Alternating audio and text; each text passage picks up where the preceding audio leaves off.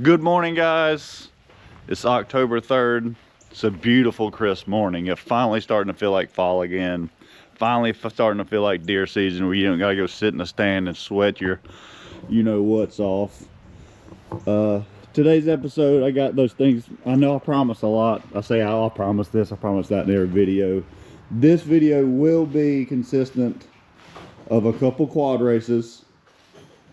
So by the end of the video, and we do that race, I want you guys to go ahead and decide. Do you think this Suzuki King Quad 750 2024 is going to be able to hang with my grand champion Kawasaki Brute Force 750? My vote's on the Kawasaki. Y'all stay tuned to find out. The other most important part of this video I wanted you guys to see was, again, we're going to talk about the motor and build on this 6-liter truck. So I'm going to pass the camera off, put the camera on my brother Ryan, let him tell you a bit about himself, his qualifications, and a little bit about this motor he's working on right now. All right, Ryan, give him a little rundown about what you got going on here. All right, so my name's Ryan Watson. I own Watson Performance out here in Pauline. I guess I've been working on cars and four-wheelers for about 20 years now. I did a cam swap on a 5.3 and a 2000 Silverado, my first one when I was 16, and I'm 34 now. And I've been modding the GM trucks ever since. You guys can check out my Facebook or you know, I've got hundreds of Google reviews. If you want to look through those, they got pictures and lots of happy customers. But my true love is definitely in the trucks here. This is my 2005 Chevy 2500 HD. I've looked for one of these for a long time. I like the big trucks, crew cab. The 2500s are hard to find in good shape because most of these people use the 2500s like a work truck. This one's definitely been used like a truck, but it's in pretty good shape overall. There's no rust. Anybody that knows these GMT 800s know the first thing they do is rust out down here in the rocker panels. This one doesn't have a lick of rust on it. No Bondo or anything like that. It's just in really good shape for what I wanted to do. I've built lots of turbo trucks over the years. And we've got another build going on here we're going to share with you guys. So first thing we got, I pulled the 6-liter out and tore it down to the short block. We sent it off to Page Racing Engines, who's right here down the road, and had them put in some forged. We went with the Summit Pro LS forged pistons and rods, stock crank. The camshaft is a custom spec camshaft from my friend Jeff Skinner over at Engine Power Systems. Jeff's a good friend of mine. He's been doing my cams for many years now. We stuck with the stock 317 head since the pistons were a flat top piston with valve release. Didn't want to get too crazy on the compression since it is going to be boosted. Then we've got went ahead with the ARP studs to keep everything nice and tight when the cylinder pressures get high. Billet timing set, milling high pressure oil pump. That's really going to be it about the engine. Not nothing too crazy. Then we're going to move over here. I pulled the transmission out. I had my good friend Ted. He actually came over to the shop with me and my buddy Tyler and Clint, and we all tore it down and all built this thing together. And then we sent it back with Mr. Ted to go through. I'm not a transmission builder. I just wanted to kind of go through and learn. And then Mr. Ted went back behind us and went through everything, make sure everything's the way it's supposed to be. Didn't really do a whole lot of updates in the transmission. I know a lot of guys say the stock input shaft. Okay, so I didn't upgrade the input shaft. Didn't really upgrade a whole lot of internals yet. The 4L80s are a pretty stout transmission. About the only upgrades we did was the Transgo HD2 shift kit and a few other little things in the valve body. Not really going to be pushing a whole lot of horsepower, looking for around 700-ish horsepower. But we did go with a nice billet Circle D triple disc torque converter with their billet flex plate. I'll bust these out of the boxes and show them all off in another video, but if anybody is in the aftermarket LS world, Circle D is I'm not sponsored by them by any means. I just know their product over the years has been fabulous. Their customer service is great. So we're going with that with our torque converter. What you think about turbo setup? So the turbo setup, we're gonna go with the Here and Speed, makes a pretty nice kit. I have done over the years, like built my own cold sides and stuff like that. Anybody that's been in the truck performance world long enough knows KB Racing was the man for turbo kits until he passed away a few years from COVID. He used to be the only turbo kits I'd ran, and he ended up being a good friend of mine. But unfortunately, can't go that route anymore. I think the Here and Speed's going to be the best bet on that. Still saving up some pennies. Here and Speed, if you're trying to sponsor a kit, holler at you, boy. Be a cool build to sponsor. Yeah, so that's kind of it for now. If you want to sneak over here, what we're working on today is, I got the studs on yesterday. We got some LS9 gaskets, BTR valve springs, BTR push rods. I'm getting the rocker arms kind of tore down. Going to get them up back to Mr. Page Racing and get them sandblasted and cleaned, and then we'll be installing the BTR trunnion kit in that, and hopefully have the top end done here in the next day or two, and then next on the list will be getting the oil pan on and getting it drilled and tapped for the turbo oil return, and then I can start putting the engine and transmission in. So that's about all we got today. I guess you'll have to stay tuned to see what's next. Yeah, guys, a lot of work ahead. We're going to keep you guys along through the whole process so that if this is something you've ever wanted to do, you can kind of get the basics on what needs to be done to do a build like this. It's not as complicated as you think. If you take the time, you take patience, you do everything the right way, do it right the first time, you won't have to break it down and do it again. We're here to show you all that, guys. Yeah, if y'all got any questions, comments, drop them down in the comments, and we'll be glad to answer anything you got. Yeah, please comment, guys. Like, subscribe, comment. Let us know what else you want to see. Let us know what information you want us to give you. Thank you for following along. Don't forget about the four-wheeler race later, and don't forget about what pumpkin we're going to shoot and what gun we're going to use. Thank you, guys.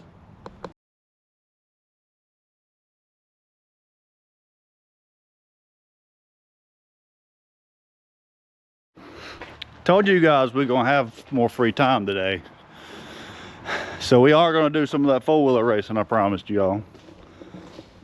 The first competitor will be the Suzuki King Quad 750 2024. This is my brother's quad. We're trying to keep it kind of even Stevens to start out with. I think the winner of this race will be racing the KFX 700 tomorrow. But first, let's see the 2024 King Quad 750's competitor for today. And I bet you guys know already what it's going to be. And it's my baby. An absolute unit is that 2024 Kawasaki Brute Force 750. Y'all go ahead, comment. Let me know what you guys think is going to win. And that's my vote right there.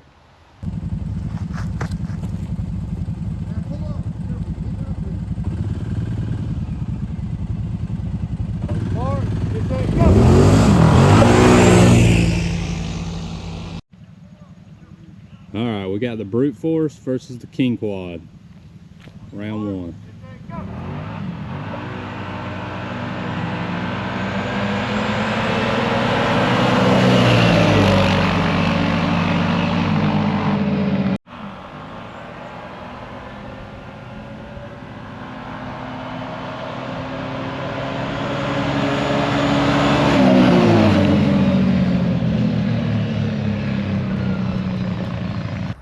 I told y'all I was going to be that Brute Force coming out with that win. I don't know how it's going to do against that KFX 700, but I think it'll be a lot closer race than you think. Those Brute Force 750s, in my opinion, that 750 class, the power is just unmatched. I guarantee you somebody brings out a Can-Am 850, I just might bust it. Now it's on to some pumpkins. So I know this has been a little bit of a longer episode, I wanted to get you guys that information on that turbo truck. I wanted to get you those four-wheeler racings. Again, comment below which four-wheelers you think are going to win the next race and what's going to be the grand champion. And we've got more than you've seen in that garage in there. We got a few more at Ryan's house. We got a Mojave 250 that I love, that I can't wait to go see what it does against some of these four-wheelers. But thank you for still sticking along, and of course now it's one of my favorite parts of my day, every day now. What firearm we shooting at the pumpkin today? Still following on with deer season starting.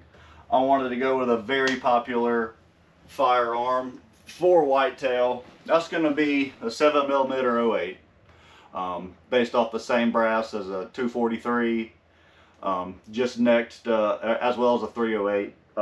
Just necked to a .277 7mm bullet.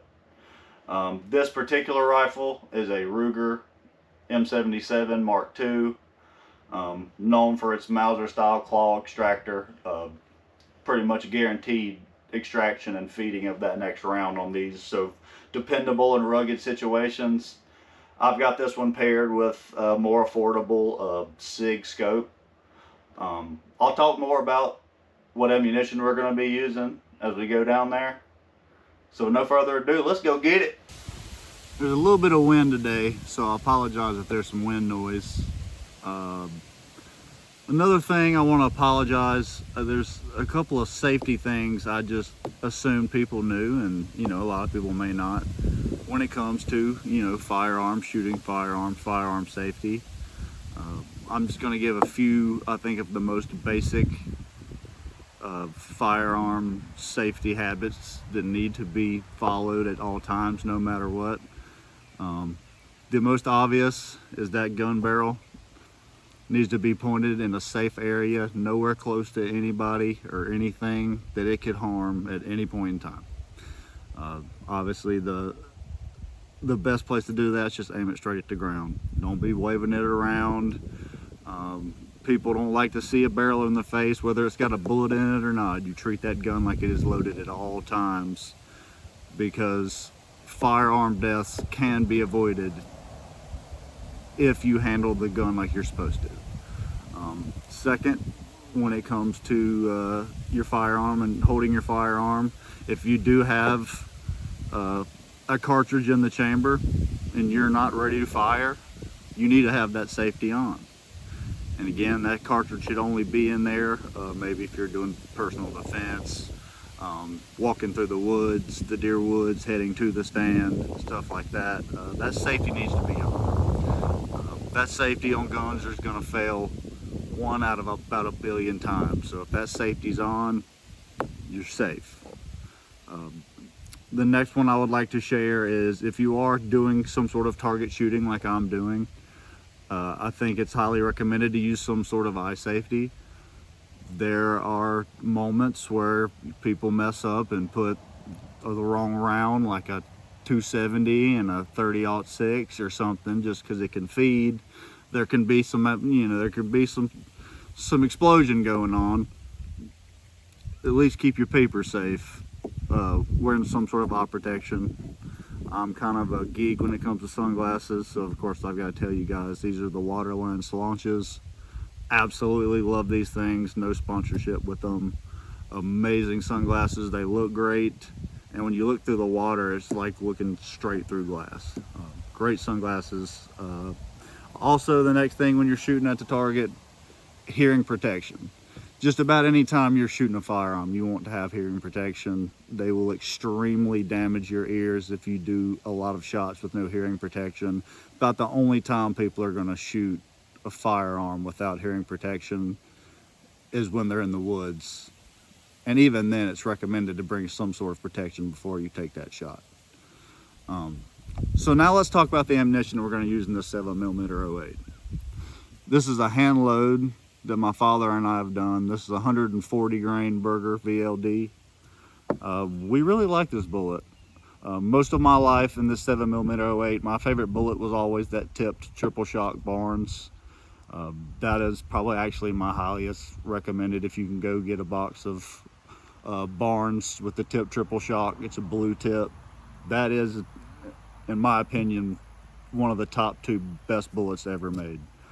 We loaded this because my father and I are, we like trying out different combinations and, seeing what they do to pumpkins as opposed to what the other bullet does to the pumpkin, stuff like that. So this particular round I've been trying. I haven't shot a whitetail with it yet. It's successful. It's 140 grain Berger VLD. Velocity's about 2850, so it's pretty hot for a 7mm 08. This gun sighted in 1.5 inches to 1 inch high at 100 yards. I've still got that pumpkin at 20 yards. So we're gonna give her a rip. I'll probably have to aim a little low, but I'm excited. Let's see what she does.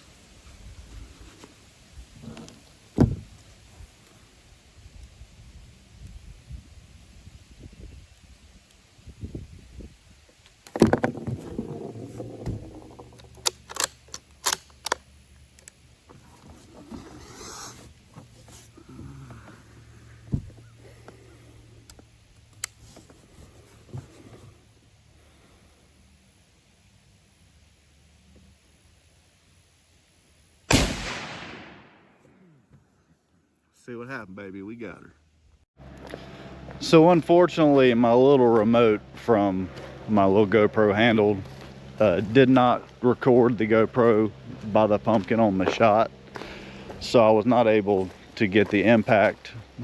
Go ahead and show you the first shot and what happens, and show you the devastation, because I'm impressed.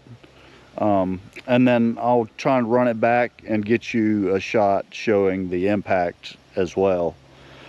So this is gonna be your entry hole. Not much of an entry hole.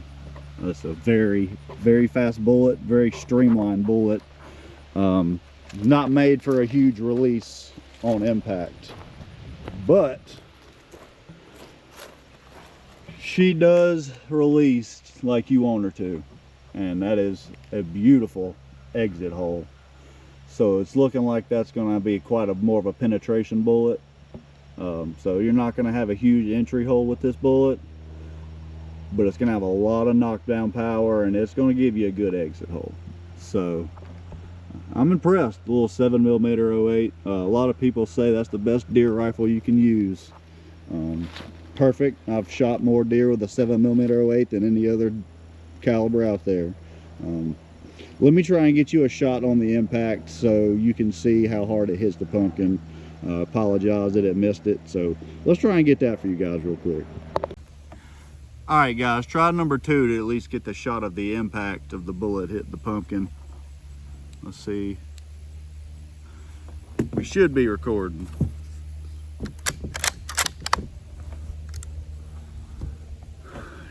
This gun's very accurate. Hit right where I wanted her to.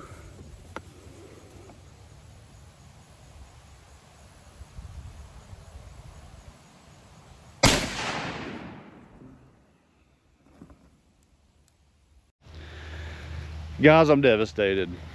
My stinking little remote handle did not start the recording process again, so I was not able to get the impact.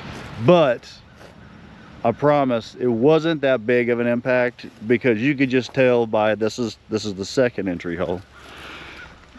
You can just tell by that entry hole that it's not the knockdown power you're gonna get from like that lever evolution that's gonna be in a massive immediate release. This is more of a high velocity, hold more of its weight by the end of the shot kind of bullet. And interesting, that's the exit on the second one. So not much release. The bullet's extremely accurate. But this is a match style bullet. A lot of people use this for extreme long range shooting. We're talking thousands of yards. So it looks like it's not much of a mushroom, not much of a release. It's just a match grade, extremely accurate at long range bullet. I've always had great blood trails. I guess those 2 holes it punches is enough, but not a massive exit, and that 270 kind of blew it away when it came to exit holes. But that was the first one. And the first exit was pretty solid, but that is the 7mm 08 140 grain Berger bullet. Thank you guys so much for tuning in for another episode. Like, subscribe, comment. Let us know what kind of guns you want to see. Let us know about the four-wheelers. God bless each and every one of you, and thank you so much for tuning in for another episode of Outdoors and Horsepower 101.